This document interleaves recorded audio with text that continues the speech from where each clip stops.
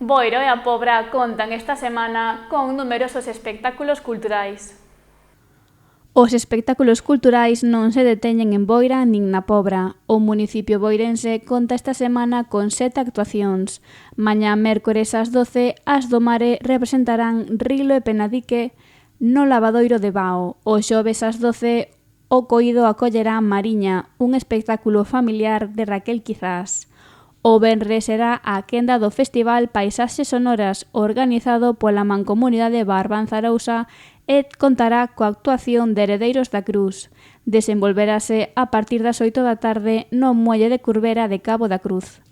Ese mesmo día, pero en Cespón, representarase 100 anos de Don Gelati. O sábado ás 11, a banda de música Unión del Antaño estará tocando na Feira Ecolóxica. Unha hora despois, e no mesmo lugar, será a quenda de Iseo a Moura, que representará Se as árbores falaran.